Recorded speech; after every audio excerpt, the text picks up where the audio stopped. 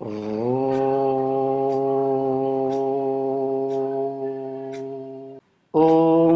సహనావతు సహనౌ భునక్తు సహ వీర్యం కరవావహై తేజస్వినావధీతమస్తు మా విద్విషావహై. ఓం శాంతి శాంతి శాంతి. ఓం సదాశివసమారంభాం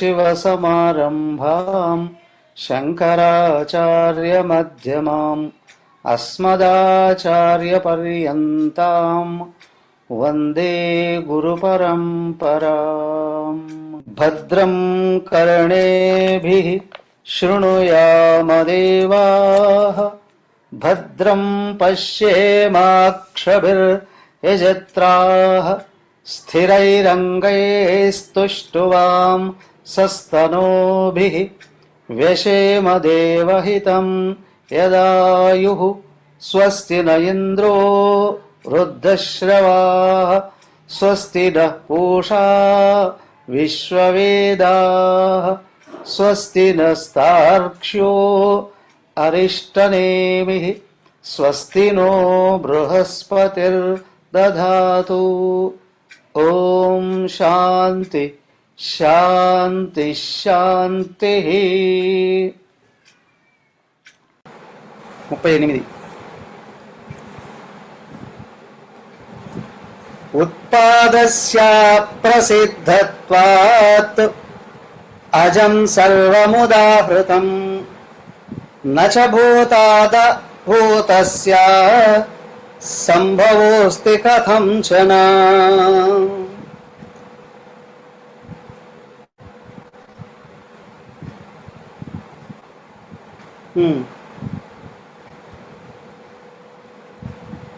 ఉత్పాదస్య అప్రసిద్ధత్వాత్ అజం సర్వం ఉదాహృతం.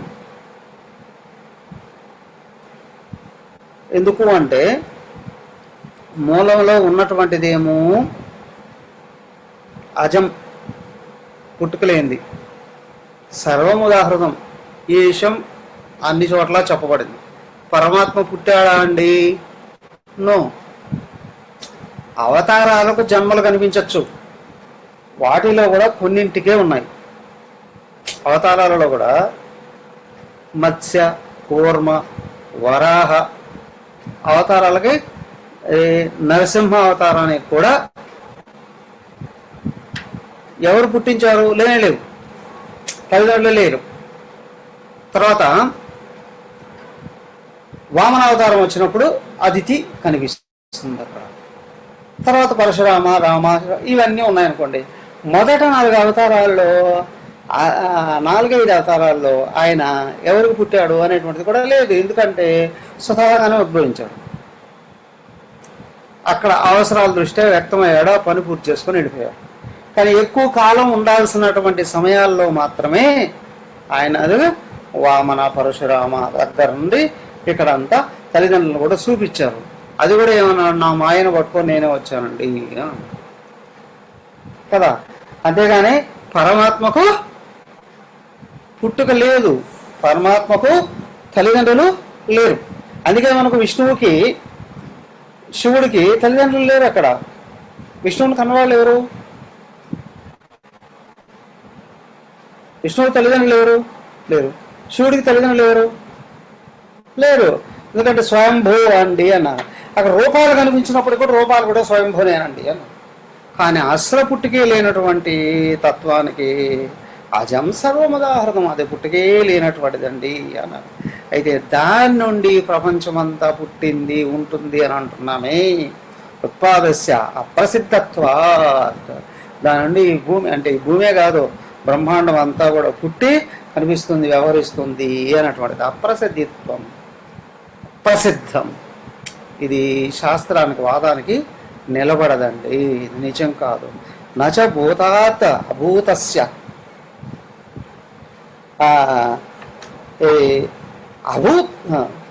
భూతాత్ అభూతస్య సంభవ నాస్తి కథంచనం. సత్యమైన దాని నుండి అసత్యమైనటువంటిది అప్పుడు రావడానికి అవకాశం లేదండి. సత్యమైన దాని నుండి అసత్యం రాదండి అన్నారు. మా అబ్బాయిని చూసారా ఎప్పుడైనా అని అడిగాను అనుకోండి, ఏమంటారు? మా అబ్బాయి తెలుసా అంటే ఏమనుకుంటారు? తెలియని వాళ్ళైతే అడుగుతారు అప్పుడప్పుడు, ఏం స్వామి మీరు ఒక్కరే కనిపిస్తారా, మీ ఆవిడ ఎక్కడా అని. అవునా విషయం తెలియతారు. అలాంటి వాళ్ళకి మీ ఆవిడనే చూపించలేదండి, మీ పిల్లలు ఎక్కడ ఇచ్చారు అది కూడా అడగచ్చు. కానీ తెలిసినటువంటి వాళ్ళు అయితే మా అబ్బాయి చూసారా అంటే, స్వామి మీరు సన్యాసి కదా, మీకు అబ్బాయి ఎక్కడున్నాడు, లేదులేండి అని. ఒకవేళ మీరు ఏమైనా మా అబ్బాయిని చూపించేటట్లయితే ఏదైనా మిషన్ మెంబర్స్ సంబంధించిన వాళ్ళు, భక్తులకు సంబంధించినటువంటి వాళ్ళ పిల్లలేనండి, సత్సంగం పిల్లలండి, ఆ విధంగా చూపిస్తున్నారు అనుకుంటారు. కాదండి నా కొడుకు అండి అని అంటే అసలు నమ్మరు. ఎందుకు? చిన్నప్పుడే సన్యాసం తీసుకున్నప్పుడు మీకు పెళ్ళే కాలేదు కదా, పిల్లలు ఎక్కడి నుంచి వచ్చారండి? అసత్యం అండి ఇది. నేను ఉండడం సత్యం, కానీ కొడుకు ఉండడం అసత్యం. అవునా? సన్యాసి కొడుకు పుట్టాడండి, వీళ్ళు కాదు. అక్కడ సత్యం నుండి అసత్యం. సత్యం అంటే ఇక్కడ పారమార్థిక దృష్ట్యా సత్యం అని అన్నప్పుడు మార్పులే లేనటువంటిదండి. దాని స్వభావమే మార్పులు లేదు కదా. దాని నుండి అసత్యం అంటే నిరంతరం మార్పు లేదు. ఎట్లా పుడుతుంది? దీనికే అసలు పుట్టుక లేదు, స్వభావంలోనే పుట్టుక లేదు. పుట్టుక స్వభావం కలిగింది ఏ విధంగా వస్తుంది? ఇంపాసిబుల్, రావడానికి అవకాశం లేదు. అసలు దాని స్వభావం వేరు, దీని స్వభావం వేరండి అని. ఓ చక్కెర కొండ ఉంది, దాంట్లోంచి ఒక ముద్ద తీసుకొని వచ్చి, ఏమండి ఇది చక్కెర కొండలో ముక్కండి అని అన్నారు అనుకోండి. అవునా అనుకొని అలాగా తీసి నోట్లో వేసుకున్నారు. అది ఒప్పగా ఉంది. అరే ఆ చక్కెర కొండలో భాగం ఇది ఎట్లా అవుతుందండి? దాని నేచర్ వేరు, దీని నేచరు వేరండి. అస్సలు ఇది దాని నుండి వచ్చిందే కాదండి. సత్యం అంటే నేను తీసుకొని వచ్చానంటే అస్సలు నమ్మం పోయా. ఇంకొక మాట కానీ చెప్పేవారంటే నువ్వు ఏం చెప్పినా నమ్మవు ఇంకా అంటారు. అవునా?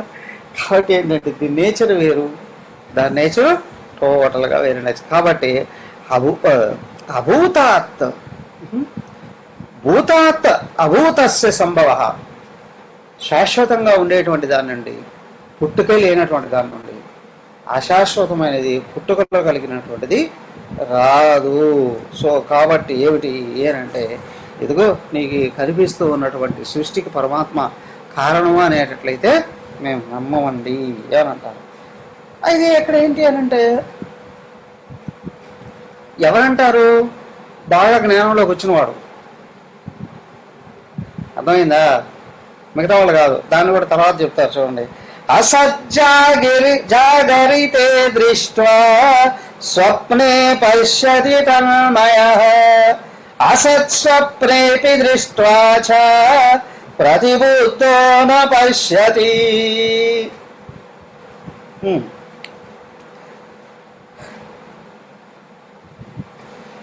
అసత్ జాగరితే దృష్ట్వా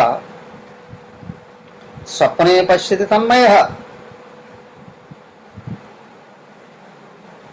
జాగరితే జాగ్రత్త అవస్థలో చూసినటువంటి విషయాలు,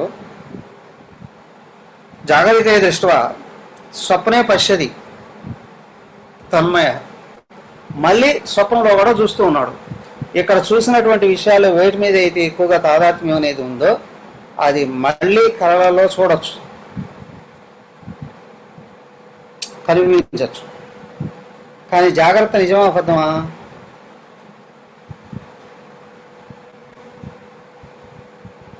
ఆలోచించాలి కదా. అసత్ స్వప్నేపి దృష్ట్వాచ ప్రతిబుద్ధో న పశ్యతి. పూర్వపక్షం వాదిస్తున్నాడు ఏంటి అంటే, స్వప్నంలో చూసినటువంటి విషయాలు ఏవి కూడా మేలుకున్న తర్వాత కనిపించట్లేదు కదా. అవునా కదా? ఇప్పుడు మేల్కోవలో చూసినటువంటి విషయాలు స్వప్నంలో కనిపిస్తున్నాయి కదా, మరి స్వప్నం జాగ్రత్త ఒకటే అని ఎట్లా అంటామండి? అవునా? జాగ్రత్తకు అస్తిత్వం ఉంది అని అనొచ్చు. అవునా కాదా? కానీ బాగా పరిశీలించుకునేటట్లయితే జాగ్రత్తలో చూసినటివి ఖచ్చితంగా నిజమైతే ఇక్కడ ఉన్నట్టే అక్కడ కనిపించాలి. అవునా కాదా? కానీ ఇక్కడ ఉన్నట్టే కనిపిస్తున్నాయి, కానీ మార్పులతో కనిపిస్తున్నాయిగా.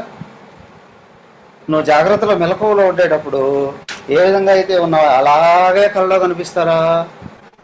యువకులే ముసలాళ్ళలాగా అనిపించవచ్చు, ఆరోగ్యవంతులు రోగిష్ఠుల్లాగానో కనిపించవచ్చు, లేదా దానికి వ్యతిరేక దిశలోనో కనిపించవచ్చు. అవునా? కానీ ఇక్కడ ఉన్నట్టు అక్కడ కనిపించదు కదా. కాబట్టి ఏమిటి ఏనంటే, పూర్వపక్షులు వాదిస్తారు స్వప్నం నిజం కాదు, ఒప్పుకుంటున్నాం, ఎందుకంటే మేలుకున్న తర్వాత అవేం కనిపించట్లేదు. కానీ స్వప్నంలో కనిపిస్తున్నాయి కదా అండి మెలకువలో ఉన్నటివి. కాబట్టి మెలకువ నిజం అని అంటాం, ఇక్కడ ఉన్నట్లే అక్కడ కనిపించట్లేదు కదా. కాబట్టి ఇవి కూడా అసత్యమే. ఎందుకంటే ఇది సత్యమైతే ఇదే అక్కడ కనిపించాలి, దీనికి ఏమాత్రం మార్పులు లేకుండా కూడా కనిపించాలి. అదే గాఢ నిద్రలో కూడా కనిపించాలి, సుషుప్తులు కూడా కనిపించాలి. కానీ ఒకటి నుండి రెండో చోటుకి వెళ్ళేటప్పుడు ఒకటి కనిపించట్లేదు, రెండు నుండి మూడుకి వెళ్ళేటప్పుడు మొదటి రెండో కనిపించట్లేదు. కాబట్టి మిథ్య అండి, నిజం కాదండి. ఎలా చూడండి, నాస్త్య సద్దేతుకమసత్ సదసద్దేతుకం తథా సచ్చ సద్దేతుకం నాస్తి సద్దేతుకమసత్ కుతః. ఇంకా అద్భుతమైనటువంటి విషయాల్ని ఆవిష్కరిస్తున్నారు. ఇంకొన్ని ఏంటంటే, నా అస్తి అసత్ హేతుకం అసత్తు. అసత్యమైనటువంటి వాటికి అసత్తు కారణం కాదు, అసత్తుకు అసత్తు కారణం కాదు. అలాగే సత్ అసత్ హేతుకం తద. అసత్తునకు సత్తు హేతువు కాదు, కారణము కాదు. సత్యం అసత్యానికి కారణము కాదు, అసత్యం అసత్యానికి కారణం కాదు, సత్యము అసత్యానికి కారణం కాదు. సత్త చ అసత్య హేతుకం నాస్తి సత్యావి సత్త చ సత్యహేతుకం నాస్తి. సత్యం కూడా సత్యానికి కారణం కాదండి అని అంటున్నారు. సత్యం అనేది ఒకటే ఉంటుంది. ఈ సత్యం ఆ సత్యం నుండి వచ్చిందండి అన్నప్పుడు ఈ సత్యం ఎవడో పేర్లు చెప్పుకోవాల్సి వస్తుంది. అంతేగాని సత్యం అనేది ఒకటి ఉందంటే దానికి ఇంకో కారణం సత్యం ఇంకొకటి ఉండదు. సత్యం అంటేనే త్రికాల బాధితం, మార్పులు లేకుండా మూడు కాలాల్లో ఉండేటువంటిది. అలాగే సత్హేతుకం అసత్తుకత. అలాగే సత్యం కూడా అసత్యమునకు కారణం కాదండి అని విషయాలు చెప్తున్నారు. 4 రకాల విషయాలు చెప్పారు. అసత్ హేతుకం అసత్తు నా, అసత్యమైన దానికి అసత్తు కాదు అన్నారు. ఆయన సపోజ్ స్వామి వచ్చి ఏమయ్యా మా మనవడు పెళ్ళికి వస్తావా అని ఎవరో పెళ్లి పత్రిక పట్టుకొని వచ్చాడు అనుకోండి, నీ కొడుకే లేడు కదయ్యా మనవడు ఎక్కడి నుంచి వచ్చాడు అవునా కదా. నా మనవడు పెళ్ళికి వస్తావా అంటే నీ కొడుకే లేడు కదా, ఇంకా వాడికి ఇంకో కొడుకు, ఇది ఎక్కడి నుంచి వచ్చారు జోక్ చేస్తున్నావా అని అంట. అవునా, నీకే అసలు కొడుకు లేడు. సో కాబట్టి ఇక్కడ ఏంటి అంటే అసత్యానికి నీ కొడుకు లేడు అనేటువంటిది అసత్యం, వాడికి ఇంకో కొడుకు ఉన్నాడు అనేటువంటిది ఇంకా అసలే కుదరదండి అన్నారు. దానికి ఇంకో రకంగా కూడా చెప్పేసి వస్తారు. ఏమయ్యా అంటే ఎక్కడికి వెళ్ళి వస్తామంటే ఆకాశంలో విహారానికి వెళ్ళి వచ్చానండి. ఆకాశంలో విహారానికా, దేని మీద వెళ్ళావు అంటే ఏమనంటారు, ఆమె ఏది హెలికాప్టరో ఫ్లైటో అంటే పర్వాలేదు కదా. వీడేమన్నాడు, కుందేటి కొమ్మునెక్కి ఆకాశంలో విహరించి వస్తున్నానండి. కుందేటికే కొమ్ము ఉండదు, దాన్ని పట్టుకొని నువ్వు ఆకాశంలో విహరించి రావడం ఏంటి? కాబట్టి రెండు తప్పేనండి. అవునా, కారణమో తప్పే, కార్యము తప్పే, రెండూ తప్పేనండి అన్నాడు. తర్వాత అసత్యహేతుకం కదా, సత్యానికి అసత్యం కూడా కారణం కాదండి అన్నాడు. ఓ వ్యక్తి భోజనం చేసి తేపుతూ వస్తుంటే ఏమిటయ్యా అని అంటే, విందు భోజనానికి వెళ్ళేసి వచ్చానండి అన్నాడు. వాడు చేయి చూస్తే వాసన కూడా వస్తుంది, నోట్లో పిల్లి కూడా వేసుకో అన్నాడు. ఒకవైపు తేపుతున్నాడు, నిజంగా భోజనం చేసినట్టే కదా, విందు ఆరగించినట్టే కదా. సరే ఎక్కడ ఏం భోజనం ఏమిటి అంటే, గొడ్రాల కొడుకు పెళ్లికి వెళ్ళేసి వస్తున్నాను అన్నాడు. నువ్వు భోజనం చేసింది నిజమే, సత్యమే, అది కనిపిస్తూ ఉంది. కానీ ఎక్కడ భోజనం చేశావు అంటే గొడ్రాల కొడుకు అని అన్నప్పుడు, అవునా, భోజనం చేశావు కానీ గొడ్రాల కొడుకు పెళ్లిలో భోజనం చేశావు అనేటువంటిది. ఇక్కడ ఈ సత్యానికి అసత్యం కారణం కుదరదయ్యా, అవునా. ఇక్కడ నువ్వు చెప్పే విషయం మూలమైన కారణం మాత్రం నిజం కాదే, ఏదో నువ్వు దాచుతున్నావండి, నువ్వు చెప్పేదానికి సంబంధం లేదండి అని అంటారు.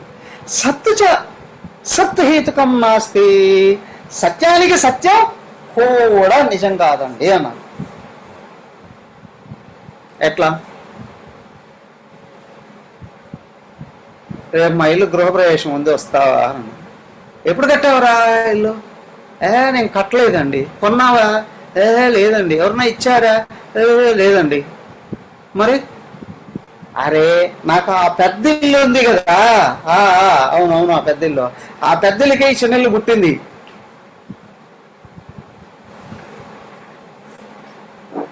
పెద్ద ఇల్లు ఉన్నది అనేది నిజమా కాదా? ఎస్. మరి పెద్ద ఇల్లుకి చిన్న ఇల్లు పుట్టింది, అదెట్లా? అవునా, పెద్ద ఇల్లుకి చిన్న ఇల్లు పుట్టిందని ఎలా అంటావు? కుదరదండి అని. కాబట్టి సత్యానికి కూడా సత్యం ఏదో కాదు. ఇప్పుడు ఈ ఇల్లు ఉంది, ఈ ఇల్లు ఆ ఇల్లు ఉండే పుట్టిందంటే అదెట్ట వీలవుతుంది? ఆ వీలు కాదండి అన్నారు. పెద్దలు ఉన్నది సత్యమే, చిన్నళ్ళు ఉన్నది సత్యమే, కానీ నువ్వు చెప్పే మాట మాత్రం సత్యం కాదండి. చెప్పే మాట మాత్రం కాదు, సత్యం కాదని. ఇంకా అనొచ్చు, ఆ ఇంటి మీద వచ్చేటువంటి అద్దెలన్నీ తీసి ఇల్లు కొన్నాను, ఇల్లు కట్టాను అని అంటే అది వేరు. కానీ ఆ ఇంటికి ఇల్లు పుట్టింది అంటే నమ్మమండి అని అంటారు.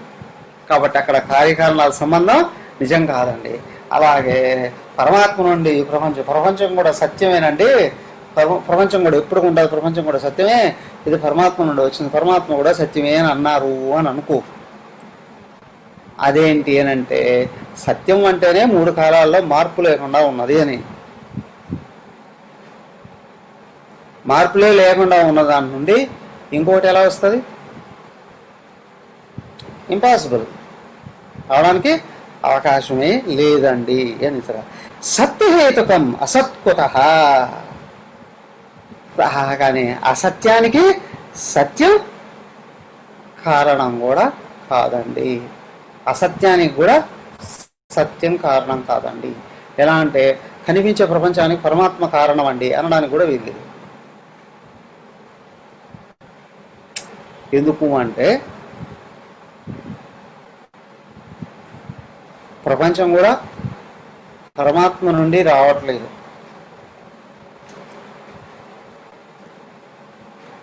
మరి ఉపనిషత్తులో కూడా చెప్పారు కదా అండి, అవునా, పూర్ణమద పూర్ణమిదం పూర్ణాత్ పూర్ణముదచ్యతే పూర్ణస్య పూర్ణమాదాయ పూర్ణమేవావశిష్యతే అని అనేక రకాలుగా చెప్పారు కదండి. ఓకేనండి, చెప్పి ఉండొచ్చండి. ఈశావాస్యోపనిషత్తు మొట్టమొదటిది, అప్పుడే విద్యాభ్యాసం మొదలుపెట్టాడు అని అనుకున్నాను. అలాంటప్పుడు చెప్పచ్చు. చిన్న పిల్లాడు, 3-4 ఏళ్ళ పిల్లాడు, వాళ్ళ నాన్న వేలు పట్టుకొని పార్కులో నడుస్తున్నాడు. వాడికి కూడా వాళ్ళ నాన్న వాకింగ్కి వెళ్తే వాడికి కూడా వెళ్ళాలి అని అనిపించింది. నడుస్తూ ఉంటే అప్పుడే వర్షం వచ్చింది. వాళ్ళ నాన్న వాడు ఎత్తుకొని ఆ పక్కన ఏదో ఒక షెడ్ కిందకి వెళ్ళిపోయాడు. ఇప్పుడు వీడికి జిజ్ఞాస ఏంటంటే, డాడీ వర్షం ఎట్టొస్తుంది? ఏం చెప్తాడు? ఏదో ఒకటి వాడికి అర్థమయ్యేటట్టు చెప్పాలి. అంతేనా కాదా? అక్కడ సైన్స్ గేమ్స్ చెప్తే వాడికి అర్థం కాదు, పిచ్చి డాడీ అనుకుంటాడు కదా. కాబట్టి ఏమంటాడు వాడు, అరే పైన ఒక దేవుడు ఉంటాడట, ఇంద్రుడు అంటారు. ఆ దేవుడికి ఒక పెద్ద ఏనుగు ఉంది. ఆ ఏనుగుని వేసుకొని వెళ్ళిపోయి ఆ సముద్రంలో తొండం మంచి ఉయ్య నీళ్ళు పీల్చుకుంటాడు. బోల్డ్ అని నీళ్ళు వెళ్తాయి తొండంలోకి. అది బయటకు వచ్చి బుస్ అంటది, మొత్తం అంత వర్షం పడుతుందిరా అంటే హైట్ ఆడి డ్యాన్స్ చేస్తాడు వాడు. వాడికి అప్పుడే పుడుతుంది ఏమని, నా ఫ్రెండ్స్కి అందరికీ ఈ విషయం చెప్పాలి అని అనుకుంటాడు ఎప్పుడైనా. అప్పుడే వేదాంతం వింటూ ఉన్న విద్యార్థులు కూడా అనుకుంటారు, చెప్తూ ఉంటాడు ఒక పక్క వింటూ ఉంటే నేను ఎట్లా చెప్పాలి మళ్ళీ దీన్ని. అవునా? దీన్ని ఎట్లా ఆచరించాలి అనడానికి కొంచెం టైం పడుతుంది. దీన్ని ఎలాగా చెప్పాలి మళ్ళీ అని ఆలోచన వస్తాయి. అలాగే వీడికి కూడా వచ్చేటది, మా ఫ్రెండ్స్కి అందరికీ చెప్పేస్తా ఇదే సత్యం అని చెప్తే చెప్పచ్చు. కానీ అదే వాడు 10 ఏళ్ల తర్వాత హై స్కూల్కి వచ్చినప్పుడు ఇదే విషయం చెప్తే పూర్ డాడీ అనుకుంటాడు. అవునా? మా డాడీకి శాస్త్రం తెలియదు అని అనుకుంటాడు, నిజం తెలియదు అని అనుకుంటాడు 10వ క్లాసులోకి వచ్చినప్పుడు చెప్తే. అదే చిన్నప్పుడు సైన్స్ చెప్తే పిచ్చి డాడీ అనుకుంటాడు, పెద్ద అయిన తర్వాత కథలు చెప్తే పూర్ డాడీ అనుకుంటాడు. ఏ వయసులో ఏం చెప్పాలో అదే చెప్పాలంట. దానికి ఏంటంటే పరమాత్మ నుండి ప్రపంచం వచ్చిందండి అని ఎందుకు చెప్పారు అని అంటే, నీకు అంతకంటే అర్థం చేసుకునే శక్తి ఎక్కువ లేదు కాబట్టి కనిపించే ఈ ప్రపంచం అంతా ఆ పరమాత్మ నుండి వచ్చింది.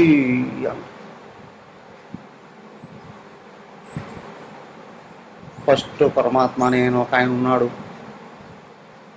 ఆయనకు ఒక భార్య ఉంది, ఆమె పేరు ఆదిశక్తి. ఆమెకు 3 కొడుకులు పుట్టారు, బ్రహ్మ విష్ణు మహేశ్వరులు. ఎంతవరకు బాగుంటుంది. ఆ తర్వాత మళ్ళీ కాంట్రడిక్షన్గానే ఉంటుంది. అవునా? సరే, అదే తెలివైన వాడైతే ఏమడుగుతాడు, ఏమయ్యా మొట్టమొదట ఒక ఆయన ఉన్నాడు పరమాత్మ, ఆయనకు భార్య. భార్యను ఎవరు తయారు చేశారు, ఎవరు బిడ్డ అడుగుతారు లేదా? ఆయన ఆవిడని ఎప్పుడు పెళ్లి చేసుకున్నాడు, ఆవిడ ఎవరు కూతురు, మొదట ఆయన ఒక్కడే ఉన్నాడన్నావు కదా, ఆయన భార్య ఎక్కడి నుంచి వచ్చింది? ఇట్లాంటి ప్రశ్నలన్నీ కొంచెం బుద్ధి వికసిస్తే వస్తాయి కదా, లేకపోతే అంతవరకు వస్తాయా?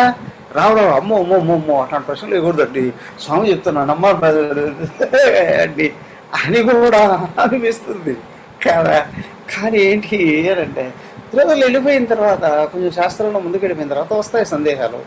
కానీ దాన్ని అప్పుడు అసలైనటువంటి విషయాల్ని బయట తీసి చెప్పాలి. అందుకే ఎందుకు అంటే కనిపించే ప్రపంచం అంతా నిజమని అనుకుంటున్నాడు కాబట్టి, అవునయ్యా ఇది ఎక్కడి నుంచి వచ్చిందంటే ఆయన నుండి వచ్చింది అంటారు, అంతవరకే. అంతేగాని ప్రపంచానికి కారణం పరమాత్మ కాదు, అసత్యానికి కారణం సత్యం కాదు. సత్యం కాదు. ఎలా చూపిస్తున్నారు చూడండి. విపర్యాసాత్ యథా జాగ్రత్ అచింత్యాన్ భూతవత్ స్పృశేత్ తథా స్వప్నే విపర్యాసాత్ ధర్మస్తత్రైవ పశ్యతి. ప్రపంచంలో అనేక జీవరాశులని చూస్తున్నాం, అవునా? అనేకమైన జీవరాశులను చూస్తున్నాం, వస్తువులను చూస్తున్నాం. అయితే ఇవన్నీ కూడా ఎస్ ఎస్ ఎస్ నిజం అంటాం, అవునా? వింటున్నారా? వినిపిస్తుందా? ఇప్పుడు పాఠం చెప్తున్నది ఎవరు? మీరేనండి. మీరే అంటే నేను కనిపిస్తున్నానా? కనిపిస్తున్నానా లేదా? కనిపిస్తున్నారండి, మాకు మీరు కనిపిస్తున్నారు. ఓహో, కనిపించే నేను ఈ పాఠం చెప్తున్నాను, ఇది శుద్ధ తప్పండి అని నేను అంట. అస్సలు నేను మీకు కనిపించట్నే లేదు అని అంట. నేను మీకు కనిపించట్లేదండి అని అంట. నమ్ముతారా నమ్మరా? ఆలోచనలో పడతారు. అవునా కదా? సరే, ఇప్పుడు మళ్ళీ అడిగాను, నేనెవరు? దేహమా ఆత్మ? దేహమా ఆత్మ? ఆత్మేనండి అంట. మరి ఆత్మకి కనిపిస్తుందా? కనిపించట్లేదండి. కనిపించట్లేదండి. మరి ఇప్పుడు మీరేమన్నారు? మీరే పాఠం చెప్తున్నారండి, మీరు మాకు కనిపిస్తున్నారండి అన్నారు. రెండో అబద్ధమేనా కాదా? అవునా కదా? మీరు మాకు కనిపిస్తున్నారు అని శుద్ధ అబద్ధం. కనిపించే ఈ రూపం పాఠం చెప్తున్నది అని కూడా అబద్ధం. ఎందుకంటే ఇది పంచభూతాత్మికం కదా. అయితే దీనికి జ్ఞానం ఉంటుందా? బాడీ జ్ఞానం ఉంటుందా? లేదు. జ్ఞానం అనేది ఆత్మలో మాత్రమే ఉంటుంది. కానీ ఆత్మ కనిపించదు కదా. ఆత్మ కనిపించదు కదా. సో కాబట్టి ఏమయ్యా అంటే, నేను చూస్తున్నాను అని అంటూ ఉంటాడు మనిషి. ఎవరిని? సర్వజీవరాశులనే నేను చూస్తున్నాను అని అన్నట్లు. అంటే శుద్ధమైన అబద్ధమే కదా. ప్రతి జీవరాశి, చిన్న ఏకకణ జీవి కూడా ఆత్మస్వరూపమేగా. వాస్తవంగా చూడబడేదంతా దేహాలే కదా. దేహం ఆత్మ ఒకటేనా? కలిసినట్టుగా అనిపిస్తూ ఉన్నాయి, అవునా? కానీ దేహాలే పనులు చేస్తున్నట్టుగా అనిపిస్తూ ఉంది. కానీ ఆత్మ లేకపోతే దేహాలు ఉండడానికి కూడా అవకాశం లేదు. అయ్యా, వ్యక్తమయ్యేది ఆత్మలోనండి. ఎవరి కోసం అండి? ఆత్మ కోసం. మరి ఆత్మ కోసమే ఆత్మ వ్యక్తం కావడం ఏంటండి? కాబట్టి వ్యవహారం అంతా శూన్యమైపోతుంది. అంతేనా? వ్యవహారం అంతా శూన్యం అవుతుంది. కానీ ఇక్కడ ఏంటంటే, ఇది అన్ని విషయాలు చెప్పడానికి వీలు లేదు. కాకపోతే ఇక్కడ వింటూ ఉన్నది మాండూక్య ఉపనిషత్తు కాబట్టి చెప్పాలి కదా. మాండూక్య ఉపనిషత్తు కాబట్టి ఇది చెప్పాలి. ఇది ఆ స్థాయిలో నుండే అర్థం చేసుకోవడానికి కృషి చేయాలి. సో కాబట్టి ఏంటి ఏనంటే, మనకు కనిపిస్తున్నాయి జాగ్రత్త అవస్థలో జీవరాశులన్నీ అని అనుకున్నా, కేవలం అన్ని జీవరాశుల అసలు స్వరూపము ఆత్మయే. కానీ వాటి మీద ఊరికి ఆభాసలా కదులుతూ ఉన్నటువంటి మాత్రమే కనిపిస్తున్నాయి. ఇప్పుడు ఎంత చెప్పినా ఏమనుకుంటారు? నేను యజ్ఞానంద అన్నాను అనుకోండి, ఈ దేహానికి పెట్టిన పేరు యజ్ఞానంద, ఇది కనిపించదు, అవునా? నేను ఆత్మను అన్నాను అనుకోండి, ఆత్మ వ్యక్తం కాదు. ఆత్మ వ్యక్తం కాదు. దేహానికి జ్ఞానం లేదు అంటే ఆత్మ నేరుగా బోధించచ్చు కదా. నేరుగా ఆత్మ బోధించడానికి అవకాశము లేదు, అవునా? సో కాబట్టి ఏంటంటే, వ్యవహారాలు జరుగుతున్నంత వరకు ఒక విధంగా ఇది తెలియబడుతూ ఉన్నా, కానీ తెలుసుకోవాల్సింది ఏంటయ్యా అంటే, వెనకలో ఉన్న ఒక్కదాని గురించి తెలుసుకోవడానికి ఇక్కడ డైరెక్షన్స్ ఇవ్వబడుతున్నాయి. ఉపాధులన్నీ కూడా డైరెక్షన్ ఇస్తున్నాయి. ఏమని? మూలాన్ని చూడమని. మూలాన్ని చూడమని. అది గుర్తించడం కొరకే ఇదంతా కూడా. గుర్తించకపోయినా లాభం లేదు, గుర్తించిన తర్వాత వీటి వల్ల ఏ లాభం లేదు. కానీ అంతవరకు మాత్రం వినియోగించుకోవడానికి ప్రయత్నం చేయాలి. దానికి విపర్యాసాత్త యథా జాగ్రత్త అచింత్య అనుభూతవత్త స్పృశేత్. ఆత్మ మీద ఊరికే కదలిక ఆభాస ఏం ఇది అయినా ఇదంతా కూడా అంటే, మనిషి వెళ్తూ ఉంటే నీడపోతూ ఉంటుంది, అలాగే ఆత్మ యొక్క నీడ మాత్రమే ఉపాధులన్నీ కూడా ఇవి నిజం అని భావించినప్పటికీ కూడా వాస్తవానికి నిజం కాదు. ఇవి ఏ స్వప్నంలో కూడా కనిపిస్తూ ఉన్నట్టుంటాయి. అసత్యం నుండి సత్యం నుండి అసత్తు వచ్చిందండి అని అంటే, సో కాబట్టి ఏంటంటే, సత్ ఆత్మ, నేను ఆత్మ, మరి దేహం అసత్, నిరంతరం మారిపోయేటువంటిది. మరి ఇది మారిపోతూ ఉంది, ఉన్నట్టు కనిపిస్తుంది కానీ మారిపోతుంది. వాస్తవానికి దేహం ఆత్మ నుండి రాలేదు. దేహం ఆత్మ నుండి వచ్చేటట్లయితే ఆత్మ స్వభావం ఉండాలి, సచ్చిదానందం. సచ్చిదానందం నుండి సచ్చిదానందం రావడానికి అవకాశం లేదండి అన్నారు. కాబట్టి ఇక్కడ దేహాలన్నీ ఆభాసయే. జాగ్రత్త అనేది అట్లా వ్యక్తమవుతుంది కానీ అది సత్యం కాదు. నీడ అనేది, మనిషి ఉన్నప్పుడు నీడ అనేది కనిపిస్తుంది కానీ నీడ అనే దానికి సత్యత్వం లేదు, కేవలం వ్యక్తి యొక్క ప్రతిబింబం మాత్రమే. సో అలాగే ఇక్కడ ఏంటి అని అంటే, జాగ్రత్త అనేటువంటిది కూడా ఆత్మ యొక్క ఆభాసయే.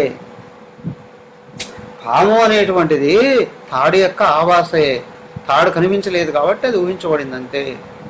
అలాగే ఇక్కడ ఆత్మ తెలియబడలేదు కాబట్టి ప్రపంచం అనేది ఊహించబడింది. నేను ఆత్మలోని అనుభవం వస్తే దేహం అనే భావమే రాదు. అనుభవం రానంత వరకు వేలాడుతూ ఉండాలి, అనుభవం వచ్చిన తర్వాత మర్చిపోకుండా పట్టుకోవాలి. సో అది అంటే తదా స్వప్నే విపర్యాసాత్ ధర్మాహ తత్రైవ పశ్యతి. సో అలాగే మనం కూడా ఏం చేస్తున్నామంటే స్వప్నంలో కనిపించిన దృశ్యాలను అన్నిటినీ మేల్కొన్న తర్వాత తోసేస్తూ ఉన్నాం. అలాగే మెలకువలో కూడా ఉన్న విషయాల్ని సత్యాన్ని గుర్తించి తోసివేయగలరు. ఇది నిజం కాదు అనేటువంటి నేను ఈ దేహము అనే భావం ఉన్నంత వరకు బాధలు పోవు. ఆత్మను గుర్తిస్తే బాధలు లేవు. బాధలు పోతాయా? కాదు, బాధలు లేవు. అయితే ఆత్మను కించిత్ క్షణం మరపు వచ్చినా బాధ అనేది పైకి వస్తుంది, తన్నుకొని వస్తుంది. దానికి ఏమన్నారు? ఆత్మస్మరణం మరవకయ్యా అన్నారు. అర్థమైనా? సర్వకాల సర్వావస్థలలో ఆత్మను స్మరించుకోవడం కొరకే శ్రవణ మనన నిధిధ్యాసలు అనేవి ఉన్నాయి. ఆత్మను గురించి వింటూ ఉండు, ఆత్మను ధ్యానిస్తూ ఉండు అని. శాస్త్రాలు వింటున్నా, శాస్త్రాలు చదువుతున్నా, శాస్త్రాలని లోతుగా అప్లై చేసుకోవాలని ప్రయత్నం చేసిన శాస్త్రంలో చూపించబడిన విషయాన్ని గుర్తించడానికే. సర్వశాస్త్రాలు చెప్పేది నువ్వు దేహం కాదు, ఆత్మవు, ఆత్మ ఒకటి మాత్రమే ఉంది ఇక్కడ, అదే పరబ్రహ్మం అని. కాబట్టి శాస్త్రాలను వినడము అంటే నేను దేహం కాదు ఆత్మను అని వినడము. శాస్త్రాలను మళ్ళీ మళ్ళీ మననం చేసుకోవడము అని అంటే ఆత్మనే నేను అయ్యున్నానని నిరంతరం గుర్తు చేసుకోవడం. మరి ఆత్మగా జీవించడమే నిధిధ్యాసనం. సో కాబట్టి జ్ఞానం ఉందా లేదా అంటే నేను ఆత్మను గుర్తుంటే జ్ఞానం ఉన్నట్టు, ఆత్మను మర్చిపోతే జ్ఞానం లేదు. ఇప్పుడు అర్థమైందా? ఇక్కడ దాకా రావాల్సినంత అవసరం ఉంది అది గుర్తించడానికి. అవునా? జ్ఞానం ఉందా లేదా అంటే సామాన్యుడికి ఏమనుకుంటాడు? నాకు జ్ఞానం లేదనుకున్నావా, నాకు అన్నీ తెలిసిపో అని అంటాడు. ఏమయ్యా అక్కడ ఉపనిషత్ క్లాస్ జరుగుతుంది, రావచ్చు కదా అని అంటే నువ్వే చేయి, నాకు చెప్పేది నాకు తెలియదు అనుకున్నావా, నాకు అన్నీ తెలిసిపో హాయిగా అంటాడు. నీ వయసు అంతా కలిపితే నా అనుభవం అంతా లేదు, నాకు ఈ తల్ల ఎన్ని ఎంట్రుకలు ఉన్నాయో అంత జ్ఞానం ఉంది పో అని కూడా అంటాడు. అస్సలు ఇక్కడికి వచ్చేటప్పుడు జ్ఞానం అంటే ఏంటి అని అంటే నేను ఆత్మను గుర్తుంచుకోవడమే జ్ఞానం, ఆత్మగా జీవించడమే విజ్ఞానం.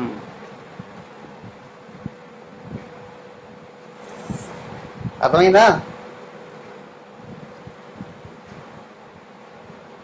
సరే, 42 చూడండి. ఉపాలంభాత్ సమాచారాత్ అస్తి వస్తుత్వవాదినాం జాతిస్తు దేశితా బుద్ధై అజాతేస్త సతాం సదా.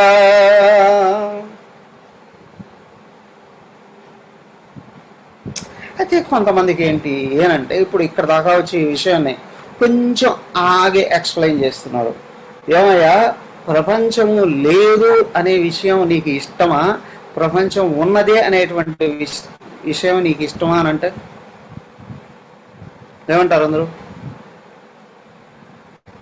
చాలామంది ప్రపంచం ఉంది అనే విషయమే నచ్చుతుందండి అంటారు. అవునా కదా? గృహస్థులం కదా అండి, మాకు ఇళ్ళు వాకిళ్ళు భార్య పిల్లలు ఇవన్నీ ఉన్నాయండి అని మీరు అనడమే కాదు, సన్యాసులు కూడా 95-99% కూడా అవునా నేను ఈ దేహము అని, నాకు ఒక ఆశ్రమం ఉంది అని, నాకు పిల్లలు ఉన్నారు, ఏదే శిష్యులు ఉన్నారు, నాకు భక్తులు ఉన్నారు. మొన్న ఎవరో అడిగారు, స్వామీజీ మొత్తం మీద మీకు ఎంతమంది శిష్యులు ఉంటారు అని.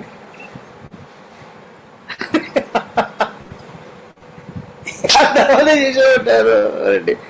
ఉన్నది ఒకడే అని నిరంతరం చెబుతూ నాకు ఎంతమంది శిష్యులు ఉన్నారు అని కానీ నేను అనుకునేటట్లయితే అజ్ఞానంలో కూరుకుపోతూ ఉన్నట్టేనా కాదా? నువ్వు ఎన్ని యజ్ఞాలు చేస్తుంటావండి అది. సో ఇక్కడ ఏంటి అంటే నేను ఇంతవరకు ఇన్ని యజ్ఞాలు చేశాను, ఇంతమంది నాకు శిష్యులు ఉన్నారు, ఎంతమందికి పట్టాలు ఇచ్చానో, ఏది బ్రహ్మచారి పట్టాలు ఇచ్చానో, లేదా సన్యాసం పట్టాలు ఇచ్చానో, లేదా ఇంకొక కోర్సులు పట్టాలు ఇచ్చానో, అది ఇది అదంతా లెక్క పెట్టుకుంటున్నావు అని అంటే నీకు ప్రపంచం ఉన్నదే అని దృఢంగా నమ్ముతున్నావు. అంటే నువ్వు కూడా ఈ దేహం అని దృఢంగా నమ్ముతున్నావు. నువ్వు బయట పడతావు ఇప్పుడు.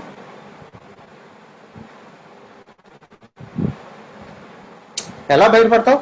సో కాబట్టి ఏమిటి అంటే ఆధ్యాత్మికతకు లక్ష్యం ఏకత్వ దర్శనం.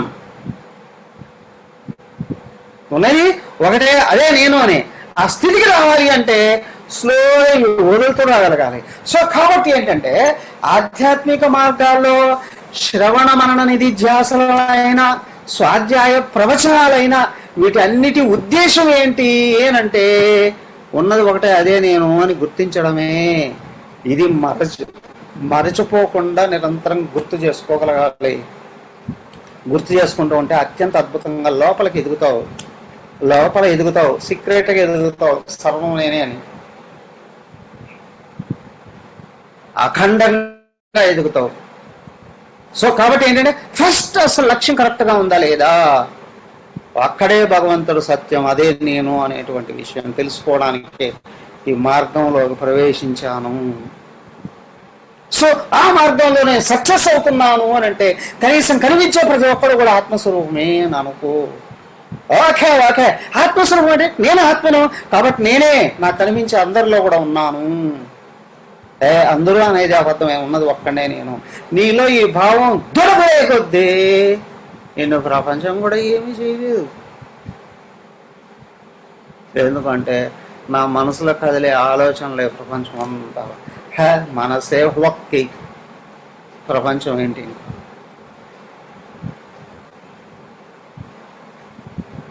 ఈ భావం దృఢపడుతుంది. దానికి ఉపాయం భాత్స సమాచారాత్ అస్థిరత్వవాదిన. దేన్నో ఒకదాన్ని ఆశ్రయించుకోనుండి అమ్మో ఇది పోకూడదు, ఇదే నిజం అనే భావంలో ఉన్నటువంటి వాడు ఉన్నాడే, వాడు కనిపించే ప్రపంచం సత్యం అని భావిస్తున్నాడు. అలాగే జాతిస్తూ దేశతా బుద్ధై అజాతేస్తత్ర.